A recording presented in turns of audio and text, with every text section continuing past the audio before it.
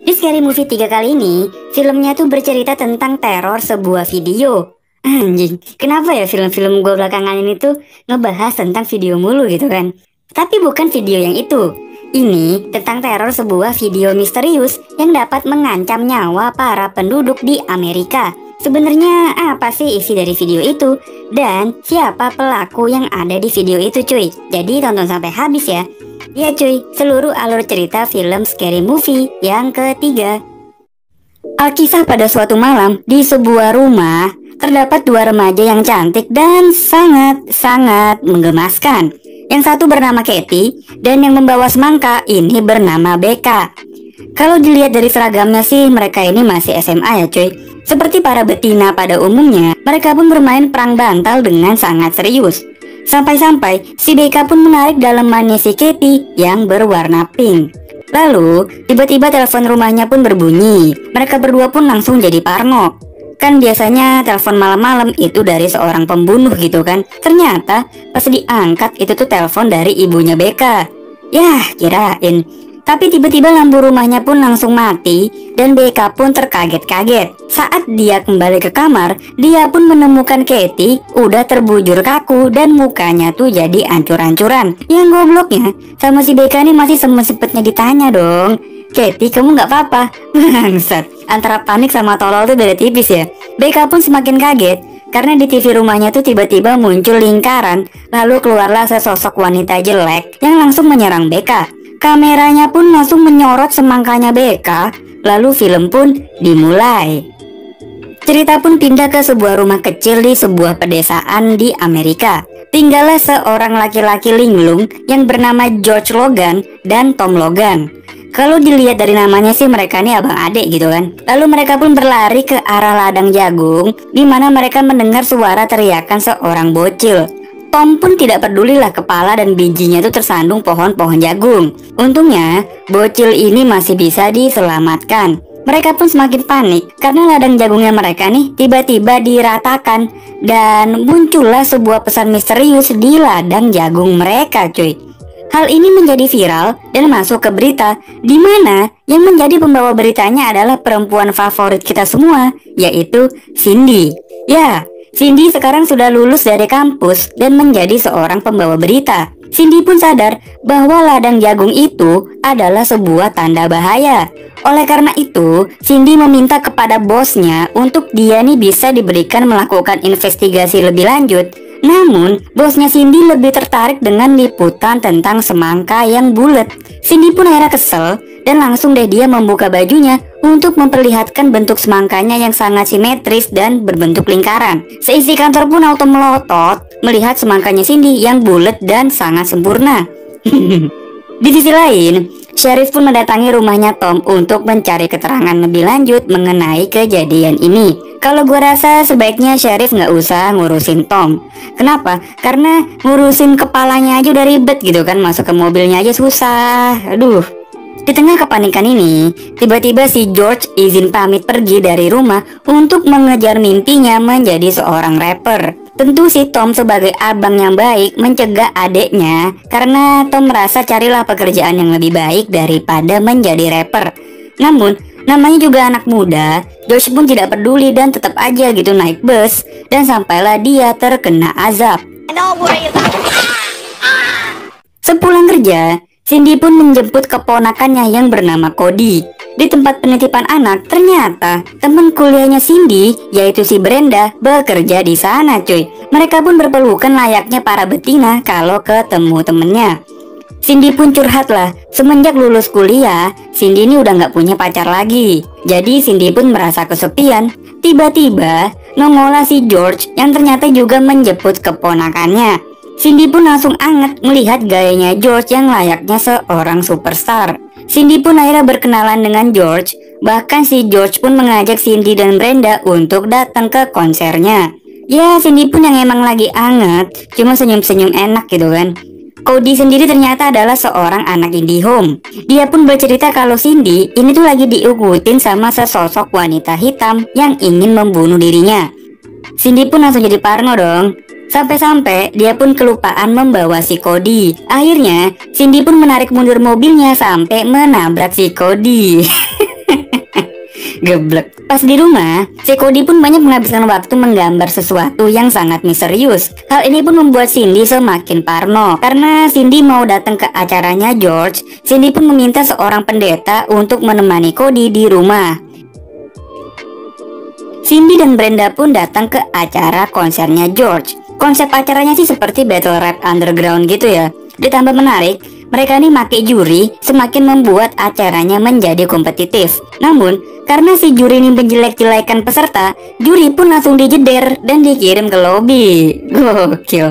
Ya, singkat cerita, tibalah saatnya si George tampil. Ya, karena George ini anak baru, jadi dia pun sangat gugup dan gelegepan. Cuman si Cindy doang nih yang nyemangatin dia. Karena Cindy juga lah si George akhirnya mengeluarkan skill nge-rapnya dan membuat semua orang mengikuti irama si George. Gokil. Cindy pun akhirnya memilih pulang dan nginep di rumahnya Brenda. Di sana, si Cindy malah diprank berkali-kali sama si Brenda. Dari yang hidungnya berdarah tapi itu cuma saus, lalu Brenda pura-pura sakau taunya cuma busa, sampai tangannya Brenda pura-pura kebakar, taunya itu tangan palsu. Bener-bener ya si Brenda. Namun Brenda pun terkena apesnya. Pas dia lewat depan TV, TV-nya pun tiba-tiba mengeluarkan gambar aneh dan ada sesosok wanita jelek keluar dari sumur. Lalu wanita itu pun keluar dari TV secara merangkak. Brenda pun menjadi ketakutan, dia pun duduk di sofa sambil makan popcorn. Yang terjadi selanjutnya, Brenda pun malah berantem sama si setan. Mereka pun jadi baku hantam, si Brenda sama si setan. Sampai akhirnya Cindy tuh berteriak kesetanan melihat sesuatu di balik sofa. Cerita pun berpindah ke rumahnya Tom. Ada seorang sopir truk yang datang ke rumahnya, lalu dia ini minta maaf sama si Tom. Sebenarnya apa yang terjadi ya? Cerita pun flashback. Di sebuah malam, Tom ini harus mendapat berita duka. Ternyata istrinya Tom yang ia cintai ditabrak sama si supir truk. Tubuh istrinya pun terbelah menjadi dua bagian. Namun, Tom masih bisa mendapatkan kesempatan untuk berbicara sama istrinya. Mereka pun berpelukan. Sebenarnya istrinya ini masih bisa selamat. Namun karena si Tom tahu kalau mereka udah nggak bisa bercocok tanam, akhirnya si Tom pun malah memilih membiarkanlah istrinya meninggal. Lalu karena merasa menyesal, si sopir truk pun memilih bunuh diri dengan menabrakkan mobilnya ke garasinya Tom. Kita kembali deh ke rumahnya Brenda. Ternyata Brenda ini tuh meninggal dunia dengan kondisi yang sangat mengenaskan. Nah loh, lalu tiba-tiba datanglah George dengan temannya yang tidak percaya atas kematiannya Brenda. Mereka pun malah berusaha untuk menghidupkan Brenda lagi. Temannya George pun malah menaiki Brenda, menggebuk-gebukkan badannya, mencekeknya, memberi nafas buatan supaya Brenda hidup lagi. Namun ya bukannya hidup, yang ada malah jadi makin gaduh. Kelar membuat kegaduhan, si George malah menembak Cindy yang memang dari awal Jenny udah demen sama George. Mereka pun akhirnya malah jadian dan berpelukan dong. Nah, di malam harinya, Cindy pun memutar sebuah rekaman video yang ia dapat dari kamarnya Brenda. Di rekaman video itu, memperlihatkan seorang perempuan yang berambut panjang. Bukan rambutnya doang sih, keteknya juga panjang, yang sangat creepy dan sangat menyeramkan. Karena takut, Cindy pun menelpon George yang langsung datang bersama dua orang temannya.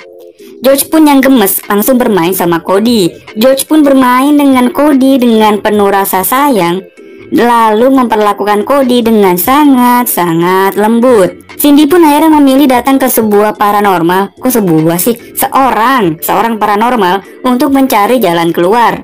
Di rumah paranormal, mereka bertiga pun menonton rekaman video yang dibawa Cindy. Di sana mereka melihat ada sebuah mercusuar gitu ya. Namun karena terpancing emosi, akhirnya si paranormal pun malah berantem sama si perempuan yang di dalam video. Nah, saat Cindy pulang ke rumah, si Cody malah lagi asik menonton rekaman video yang dia bawa. Untung aja Cindy masih bisa menyelamatkan Cody. Cindy pun cerita ke George, dia nih merasakan ada yang aneh dengan ladang jagung di dekat rumahnya George. Saat di kantor, Cindy pun masih aja kepikiran tentang Cody dan George. Dia pun memaksa bosnya untuk melakukan investigasi pada ladang jagung itu cuy.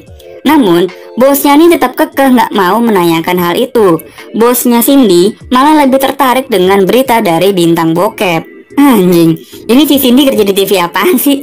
Akhirnya karena mentok nih, Cindy pun memilih langkah berani untuk membajak siaran berita dengan mengganti skrip pembawa berita dengan bilang kalau Amerika lagi dijajah sama alien. Nah, hal ini tuh langsung nyampe deh ke Presiden Amerika. Presiden dan para pengawalnya pun lalu jadi panik dan jadi parno. Apakah benar yang ditulis sama Cindy gitu kan? Cindy pun lebih banyak menghabiskan waktu lembur di kantor untuk meneliti lebih jauh. Sampailah dia melihat sebuah tempat yang dia kira nih persis kayak yang ada pada di video itu. Singkat cerita, Cindy pun langsung let's go ke tempat itu. Di sana, ia bertemu dengan seorang kakek-kakek kesepian yang punya saudara di Jepang. Ternyata, kakek ini tuh sudah mengawasi Cindy sejak lama. Kakek ini sendiri bercerita kalau perempuan yang di dalam rekaman itu adalah anaknya. Nah loh, namun anak itu bukanlah anak kandung karena si kakek dan istrinya sama-sama mandul. Namun yang dia adopsi ternyata anak iblis. Jadi makanya si rekaman video itu benar-benar menghantui semua orang yang melihatnya cuy. Nah, di sisi lain sudah banyak nih kemunculan alien di berbagai belahan dunia. Seperti di sebuah peternakan, alien tertangkap kamera lagi berjalan. Begitu juga dengan di sebuah taman, alien dengan senangnya mondar-mandir di taman itu. Alien pun juga tertangkap kamera lagi menikmati sebuah party di perumahan. Temuan-temuan ini tentu saja membuat presiden semakin panik. Bahkan, presiden pun menjadi parno dan menghantam semua tamunya karena si presiden takut alien menyamar menjadi salah satu dari mereka. Cindy dan Cody sendiri akhirnya menyatu dengan Tom di rumahnya. Karena kan Cindy hidup cuma berdua sama si bocil. Jadi dia rasa bakal lebih aman kalau dia gabung dengan Tom dan George. Ditambah lagi ada temannya George. Jadi si George, Tom, dan temennya ini tuh sweeping di daerah sekitar rumah mereka menggunakan cangkul. Namun, alien ini ternyata sudah muncul di belakang mereka. Tiba-tiba, alien ini tuh ditabrak sama mobilnya presiden yang juga ikut-ikutan ngumpul di rumahnya George. Presiden Amerika pun melakukan kebiasaan para pejabat dengan memberi uang ganti rugi pada alien supaya tutup mulut dan semua kasus beres. Ternyata kematian dua alien itu membuat rumahnya George digerebek sama alien-alien lainnya. Mereka semua pun dibungkus sama para alien. Namun karena si temennya George ini berhasil ngelawan, si alien pun akhirnya mengajak damai dan bercerita kalau mereka ini tuh lagi mencari perempuan yang ada di video misterius ini. Jadi para alien ini juga menonton rekaman video si cewek itu cuy. Makanya mereka semua nih bergerombol gitu kan datang ke bumi untuk mencari perempuan itu. Bangsat. Di sisi lain, Cindy yang di bawah tanah menyadari sesuatu yang aneh pada tempat itu. Apalagi pas dia angkat tikar di lantai, Cindy ini menemukan sebuah sumur. Tiba-tiba si cewek itu tuh nongol di belakang Cindy. Dia pun malah menyandera si Cody. Bukannya berantem, Cindy malah mencoba bernegosiasi dengan cewek ini. Akhirnya, cewek ini pun luluh dan berubah menjadi seorang gadis yang sangat cantik. Namun, dia balik lagi dong jadi setan. Pas dia mau nyerang, tiba-tiba si presiden ini datang dan membuat si cewek jatuh ke sumur. Sumur pun ditutup supaya si cewek nggak bisa bangkit lagi. Ya, film ini pun berakhir bahagia dengan Cindy yang menikah sama George. Namun, mereka pun lagi-lagi dan lagi lupa membawa Cody. Cody pun akhirnya ketabrak mobil. Ya, gitu banget nasib lu bocil.